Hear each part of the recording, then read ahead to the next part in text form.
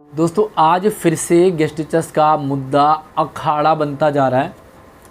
ऐसी राजनीति, इतनी गंदी राजनीति तो आम आदमी पार्टी और बीजेपी के बीच में भी आपने नहीं देखी होगी।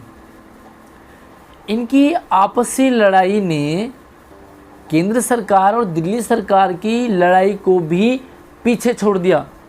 और फिर ये लोग कहते हैं कि हम गेस्ट टीचर्स के हितैषी हैं, हम गेस्ट टीचर्स के शुभ चिंतक हैं, हम गेस्ट टीचर्स को न्याय दिलाएंगे, पॉलिसी बनवाएंगे।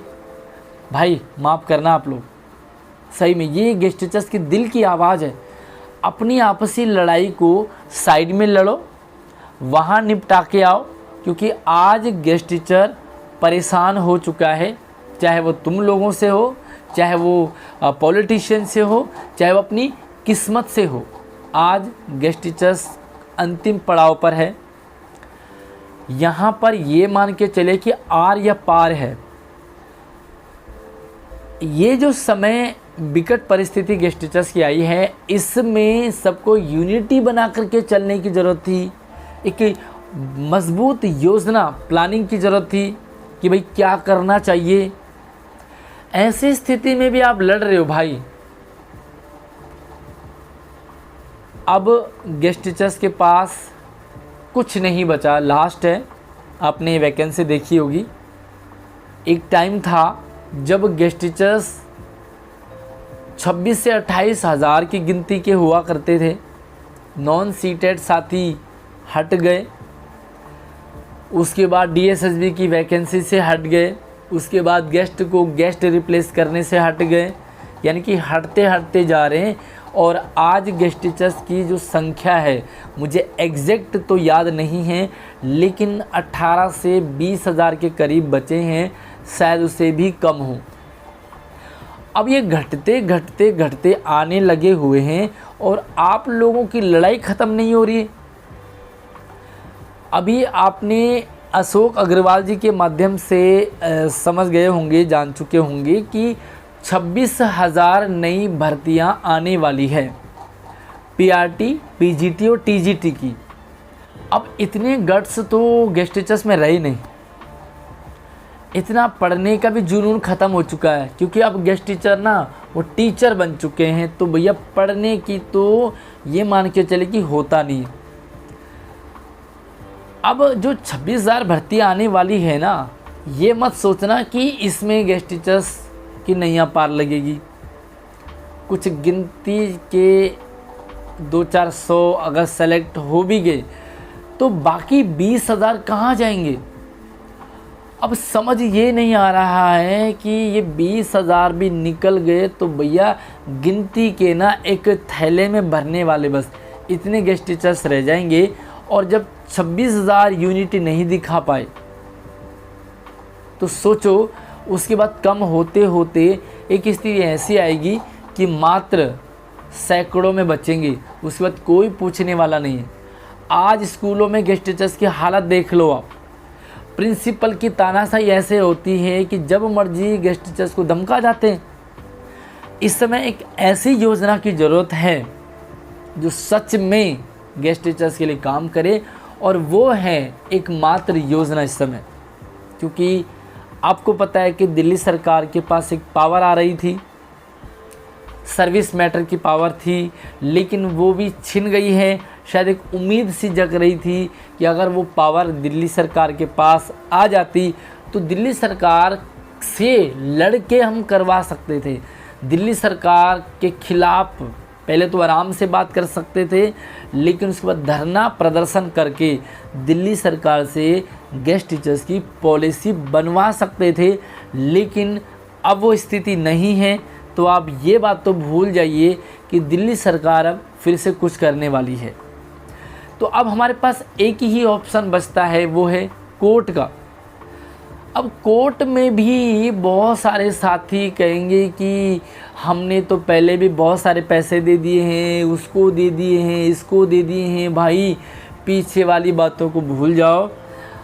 अगर 2-4 हज़ार रुपये देने से आपकी ज़िंदगी बचती है, आपकी नौकरी बचती है, तो वो बहुत मायने नहीं रखता है। क्योंकि कुछ टाइम बाद आपके परिवार वाले आपसे मुंह मोड़ने लगेंगे, और जब नौकरी नहीं होती है ना तो कोई नहीं पूछता।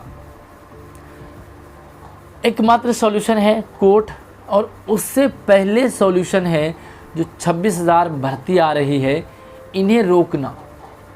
क्योंकि इससे पहले बस वो बातें करते गए, गप्पे मारते गए, हमने ये कर दिया, हमने वो कर दिया, ये कर देंगे, वो कर देंगे। करा किसी ने नहीं, किसी ने नहीं करा। भर्ती आई, निकल गए साथी। अब ये 26,000 आएंगी ना, एक भी नहीं बचेगा, सारे बाहर हो जाएंगे। तो भाई अभी भी समय है। सबसे पहला काम है जो ये 26,000 भर्ती निकल रही है, इस पर स्टे लाना। अब ये दो तरीके से हो सकता है भाई। पहला तरीका तो ये है कि सारे के सारे गेस्ट टीचर अगर यूनिटी बना करके काम करते हैं, एकजुट होकर के केस लड़ते हैं, तो 100% पॉलिसी बनेगी और नैया पार होगी।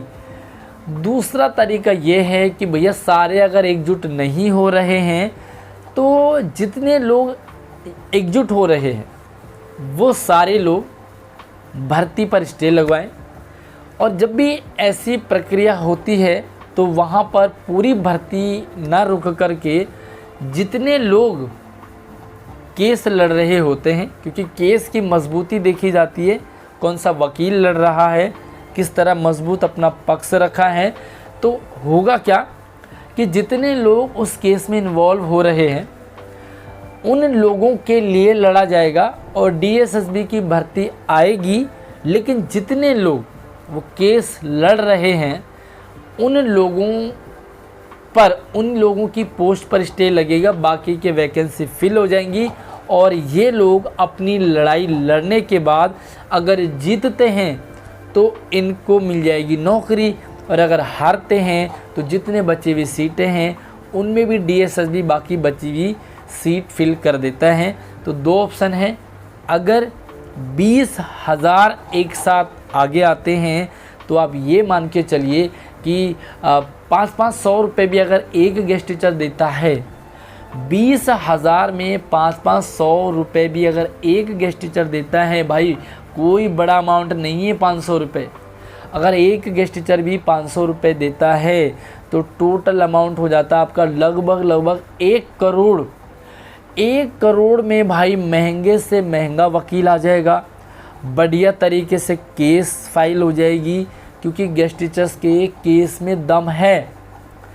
आज से पहले आपने कभी भी अशोक अग्रवाल को गेस्ट टीचर्स के मुद्दे पर बात करते हुए नहीं देखा होगा।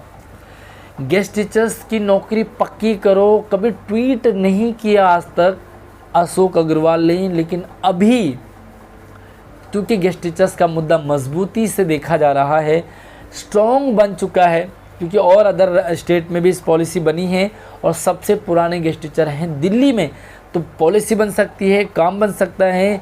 इसलिए 500 रुपये अगर प्रत्येक गेस्ट टीचर देता है 20,000 में तो 1 करोड़ रुपए होते हैं। अगर यही गेस्ट टीचर पूरे ना दे करके 10,000 दे तो हज़ार रुपए में भी 1 करोड़ में काम हो सकता है। अगर यही गेस्ट टीचर 10,000 में ना दे करके 5,000 भी देते हैं तो 2,000 रुपये में काम बन सकता है।